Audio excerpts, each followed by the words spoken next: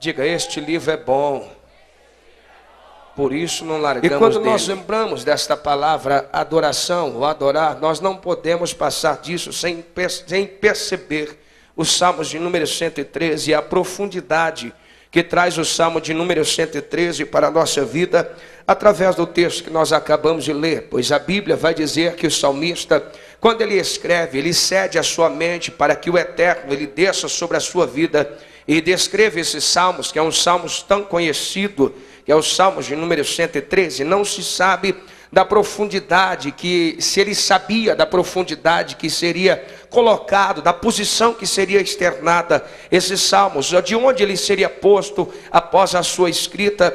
Pois bem, a Bíblia vai dizer que o povo judeu, ele é um povo que fica numa grande expectativa para que chegue uma das mais lindas e antigas festas da nação de Israel. E a Bíblia vai relatar que essa mais linda e antiga festa é exatamente a festa da Páscoa.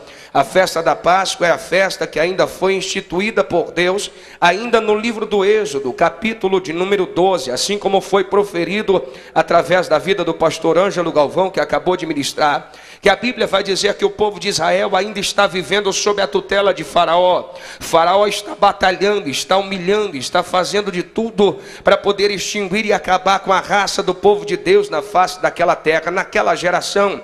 E a Bíblia vai dizer que de repente é a hora que o Deus eterno se levanta para poder dar o livramento. Eu queria que você desse uma catucada nesse irmão que está do teu lado e olhasse para ele, desse um sorriso bem bonito e dissesse para ele: Deus está te dando o livramento esta madrugada.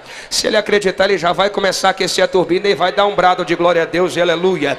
Deus estava dando o livramento naquele dia, e ainda antes que o povo chegasse no meio do deserto ou se apartasse do meio do povo egípcio, Deus ele já estava determinando essa linda festa, dizendo: vocês vão comemorar essa grande vitória que eu concedo sobre a vida de vocês. Dá uma catucada nele de novo e deixa eu profetizar sobre a tua vida. O Deus eterno que está olhando para a tua vida esta noite é o Deus que sabe que você entrou aqui na prova, que sabe que você entrou aqui na luta. Deus sabe como é que você está passando e como é que você está vivendo, mas na agenda de Jeová, que é lindo, que é grande e que é organizado, ele já tem uma festa marcada sobre a tua vida, e tu vai levantar a mão e dar um brado de vitória. Quem acredita, glorifica e exalta o nome do Senhor. Já está marcado. Dá uma catucada, grita no ouvido dele, diga: está marcado. Diga: está marcado. Quem acredita que está marcado, levante a mão e diga glória. Levante a mão e adore, adore, adore, adore, adore, adore, adore. Exalte a ele esta madrugada, aleluia.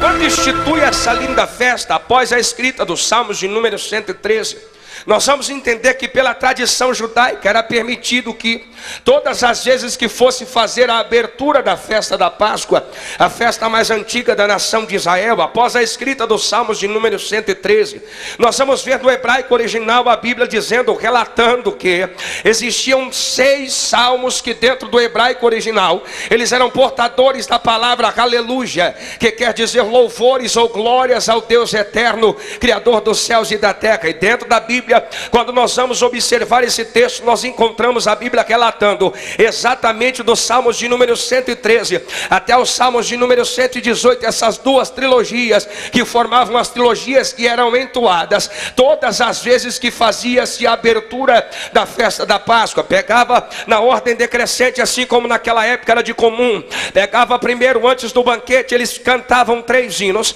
e depois do banquete eles cantavam mais 3 salmos de adoração ao Deus eterno, Criador.